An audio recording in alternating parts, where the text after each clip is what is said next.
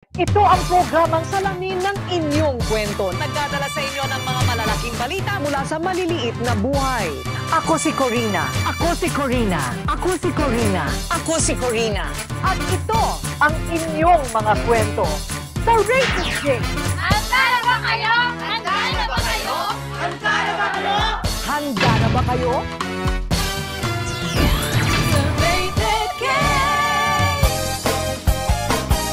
Kapag kainan, naku tayong mga Pinoy hindi magpapaiwan. Pero kung kayo yung tipo na gusto ng masustansyang pagkain para makaiwas sa sakit o kaya'y gustong sumeksi, isa raw sa mga sikreto ay ang pagkain na hindi hinahaluan ng artipisyal na sangkap. At yan ang inihahain ng ilan sa mga kainan o restauran na may food na click dahil organic. Pagdating sa pagkain, iba daw talaga kapag ito ay natural. Dahil taglay ng natural ang lahat ng sustansya na kailangan ng ating katawan at kalusugan. Natural sa mga taong diet conscious ang pagkahilig sa mga pagkain tulad ng mga ito. At dito sa Rawvolution, bida ang mga pagkaing raw o yung mga pagkaing hilaw o live food. Ideya ni Cheloy Ignacio ang Rawvolution. Isang naiibang uri ng kainan kung saan pawang mga hilaw na pagkain ang hinahanda. Nakakain mo siya, it's Epicurean, it's gourmet, 100% it's raw, delicious, it's fresh, it's organic.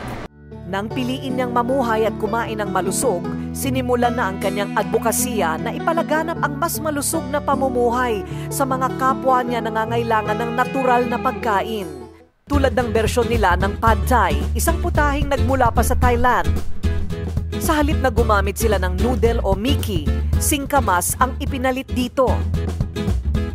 Chef Jervin, anong gagawin natin? Sushi? Yes, madam.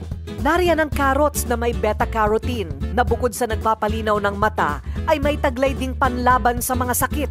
Ang pipino at kabuti na kapwa tumutulong sa mas mabilis na pagtunaw ng kinain o digestion. Ang mangga na mayaman sa mga natural na antioxidants. Alfalfa sprouts na mayaman naman sa calcium na siyang nagpapatibay sa ating mga buto. Ano muna yan? Kamas, madam. Mangga. Carrot. Pipino. Sweet beets. At ito na nga ang finished product, ang Asian Sushi Roll. O, di ba? Very good. Salamat. Masarap. Natural din ang inihahaing pagkain sa restaurant na ito sa EDSA Shangri-La. At nauso na nga ang mga natural na smoothie drink dahil ang tao nauso na rin ang kanilang pagiging conscious sa kanilang kalusugan. Ito ang banana coffee, banana berry, banana orange, banana latte. At imbis na asukal, ayan, natural na pampatamis ang honeycomb. Honey, kumbaga, o hindi ba? Buong-buo yan nilang kinukuha at unti-unti na lang tinatapyasan para sa kanilang natural na fruit shakes.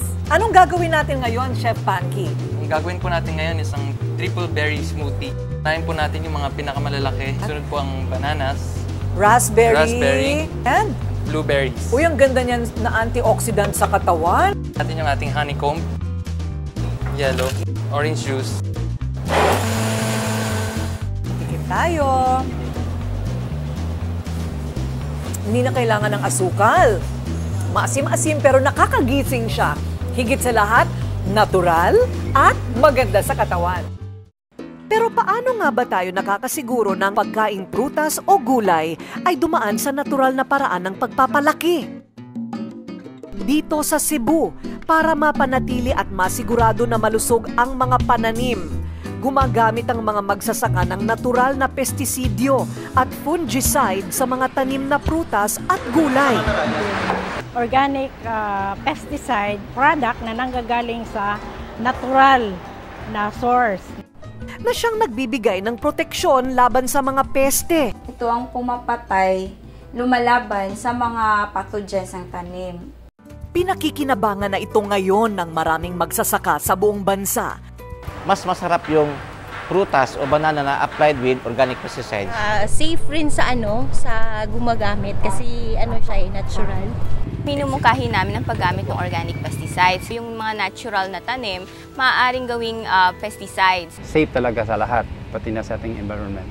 At eto na nga ang mga gulay at prutas, saging, patatas, lettuce, pati na rin itong pumpkin soup o yung kalabasa soup, masustansya.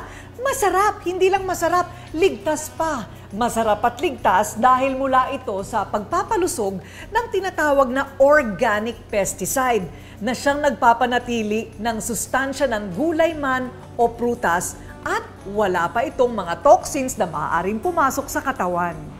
At mula sa Pilipinas ay nakarating na ang kauna-unahang natural at organic pesticide sa Amerika. It has been backed up with formal researches from different reputable institutions in the Philippines.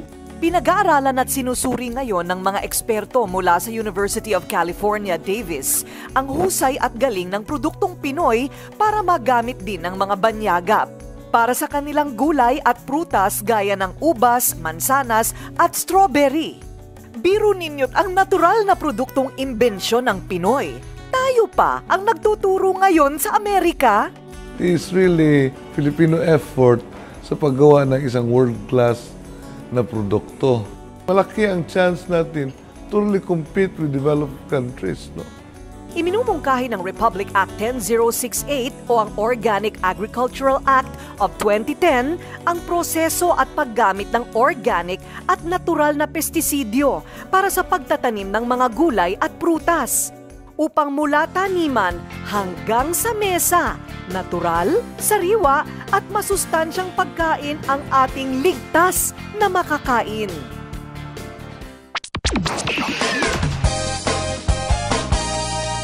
Halika makinig sa mga kwentong nakakabilib, mga aral sa buhay na di